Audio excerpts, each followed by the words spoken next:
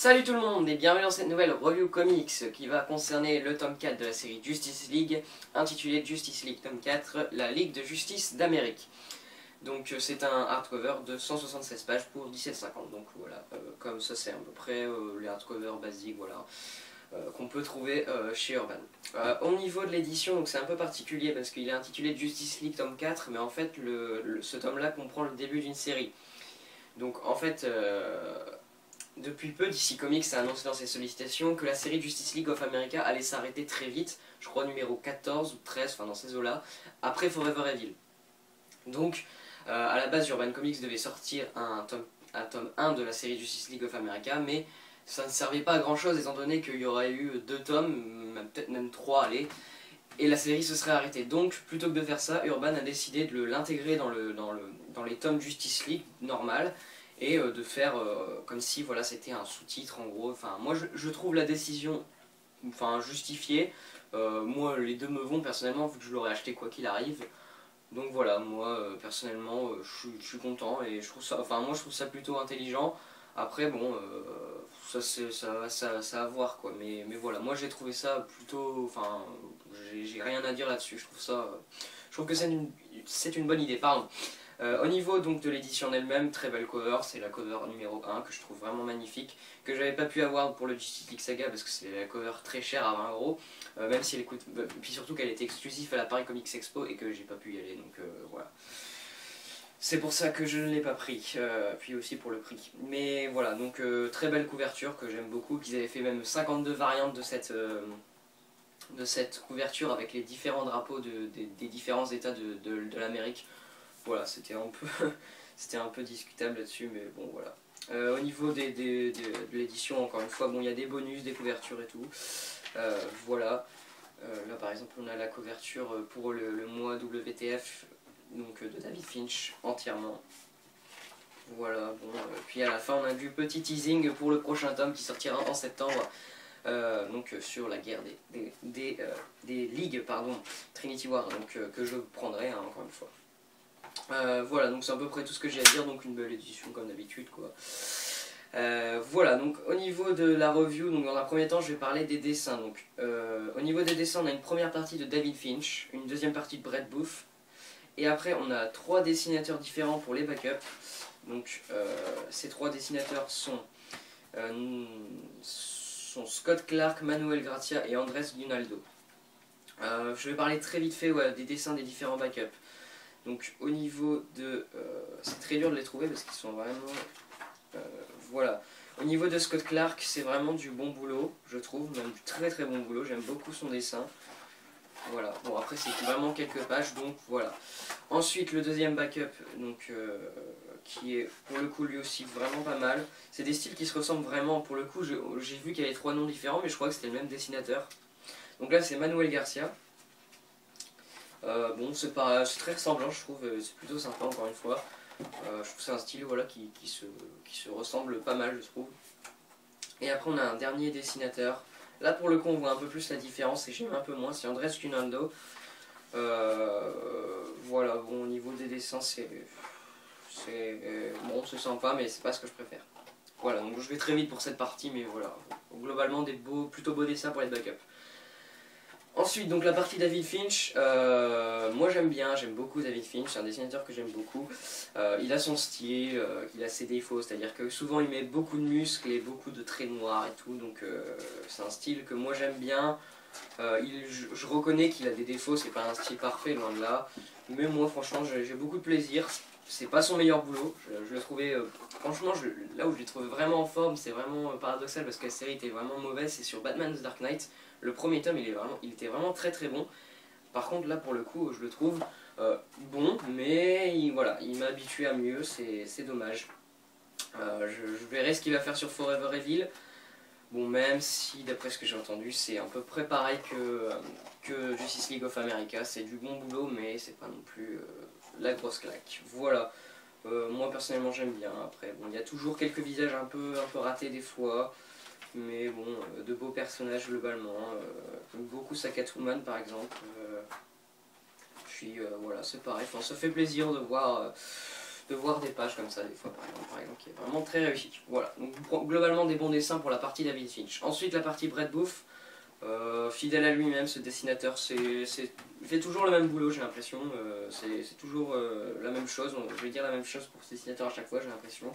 Donc c'est beau, mais c'est enfin c'est très basique quoi, c'est pas la grosse claque. En termes de dessin, voilà, c'est le non, pas le minimum syndical, quand même pas, c'est plutôt sympa. Après, il y a vraiment quelque chose sur ce dessin qui me dérange. Je n'arriverai pas à trouver quoi, je sais pas si c'est la couleur ou l'ancrage, mais il y a quelque chose qui me dérange sur le rendu final, parce qu'encore une fois, je vous dis, j'ai vu des crayonnés, c'est vraiment beau. Puis quand on arrive au résultat final, il y a quelque chose qui me dérange. Mais globalement, c'est plutôt du bon boulot. Brett Booth, moi j'aime bien, ça va, c'est sympa. Puis c'est que 2 numéros, hein, c'est pas non plus sur tout le tome. Après, il y a un peu le même défaut récurrent, c'est ces visages que je trouve des fois vraiment pas terribles. Ils ont en fait, des formes de visage des fois assez étranges, mais bon, ça reste quand même du bon boulot, c'est honnête, moi j'aime bien.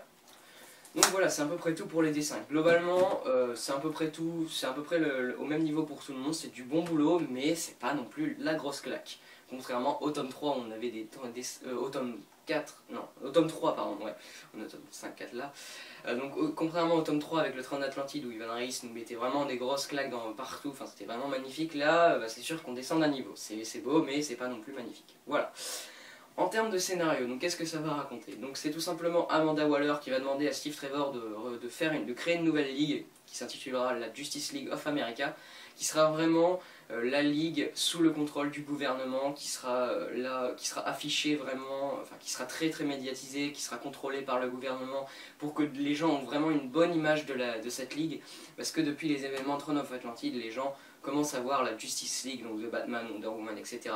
d'un autre œil, ils ont un peu moins confiance que ce qu'ils avaient, et même le gouvernement, donc dirigé, enfin pas le gouvernement, l'Argus, plus précisément, commence vraiment à avoir des doutes sur cette ligue, et elle se dit, voilà, si jamais cette ligue devait perdre les pédales, il nous faut quelque chose pour contrer, et donc elle demande à Steve Trevor de mettre sur les rails une nouvelle ligue, qui sera composée donc, faut que je retrouve tous les noms, donc il y a le limier martien, Catwoman, Green Arrow, Vibe, Katana, Hawkman, Green Lantern, le Green Lantern Simon Baz, et Stargirl, et je crois que j'ai rien oublié, je crois que j'en ai oublié aucun, je regarde juste l'image, et Steve Trevor qui est quand même, qu'on peut compter dans la ligue, mais normalement j'en ai oublié qu'un, voilà, donc voilà, ça donne ça la ligue en entier. Voilà à peu près pour le scénario, enfin non, je rentre un peu plus en détail. Ils vont avoir connaissance, grâce à Green Arrow, qu'une société secrète agit dans l'ombre. Elle recrute des super vilains, on ne sait pas trop pourquoi, et même à la fin du tome, on ne sait pas trop ce qui se passe. Voilà, donc c'est à peu près ça, ils vont mener une petite enquête sur quelle est cette fameuse société secrète de super vilains. Donc voilà, c'est un peu le défaut de ce tome en fait, c'est qu'on sent vraiment que la série, c'est un défaut sans en être, encore une fois, on sent vraiment que Geoff Johns, il a fait cette série, c'est pour complètement amorcer le crossover qui arrivera quelques mois après, à savoir Trinity War. C'est vraiment un prologue à Trinity War, la série Justice League of America, et ce qui arrivera par la suite, ça amorce la société secrète, ça amorce beaucoup de choses. Après, est-ce que c'est un défaut? Oui quand même, parce que c'est assez discutable, mais moi personnellement ça m'a pas trop dérangé. Et puis je vous dis, je trouve vraiment l'écriture en termes généraux plutôt bonne. Après il y a quelques personnages assez grossiers comme Hawkman. Alors je sais pas du tout s'il est vraiment comme ça, un peu con, enfin pas con mais un peu bêta, taper, et puis voilà, qui se contente de rentrer dans le tas et tout. Je sais pas si ce personnage est comme ça, ou il a un peu plus de profondeur. Après ça m'étonnerait aussi, mais oui, il y a quelques lourdeurs au niveau de certains personnages que je trouve vraiment... Enfin voilà, le limier martien, je le trouve assez... je sais pas, j'arrive pas à rentrer dans le personnage, je le trouve... enfin, je sais pas, je le trouve très froid. Après c'est le personnage qui veut ça aussi, mais il m'intéresse pas. Enfin, voilà, je comprends pas trop pourquoi il est si intéressant que ça. Après voilà, c'était pas son meilleur jour, à son meilleur jour qu'il est montré dans ce tome là, mais voilà, c'est ça un peu le problème, c'est que les personnages globalement, à part Catwoman que j'aime beaucoup, que je trouve vraiment bien faite dans ce tome là, bien écrite et tout, Green Arrow aussi que j'aime bien dans cette série, mais après les autres personnages j'ai un peu de mal à m'y attacher, pardon. Est-ce que c'est un goût personnel, est-ce que ça sera le cas pour tout le monde? Voilà, c'est un peu mon ressenti sur ce tome là. Donc voilà. Bilan de ce tome, donc des beaux dessins en général, c'est du bon boulot, mais après c'est pas magnifique. Ensuite, en termes de scénario, c'est un scénario voilà, très efficace, qui amorce plein de choses, avec plein de mystères, etc., qui seront révélés par la suite. Mais voilà, ça fait plaisir d'avoir ce genre de petite histoire. Et voilà, une bonne écriture de personnages en général, mais après il y a quelques personnages que je trouve pas très intéressants. Donc c'est une bonne lecture, c'est une plutôt bonne série, mais c'est pas non plus la claque du siècle. Donc pour moi, la note que je mettrais à ce tome de Justice League tome 4, c'est un 3,5 sur 5. C'est un bon début pour une série, c'est voilà, c'est prometteur. Après, je pense pas que la qualité de la série ira encore plus loin que ça.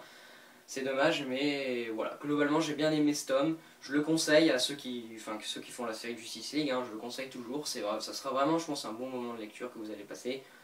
Mais c'est pas, j'ai largement préféré le tome 3, mais encore une fois, c'est pas vraiment comparable parce que c'est des séries différentes, des autres personnages, etc. Mais voilà, pour moi, le tome 3 était quand même vraiment supérieur. Donc voilà, j'espère que cette vidéo vous aura plu, c'est à peu près tout ce que j'ai à dire. Encore une fois, je vous conseille quand même ce tome 3, ce tome 4 de Justice League, il vaut le coup, même s'il n'est pas parfait. Moi je vous dis à la prochaine pour une review comics sur Justice League Saga ou sur Superman Saga, puis après sur les 5 tomes de American Vampire. Voilà, à plus tout le monde, prenez soin de vous et à la prochaine pour une review comics.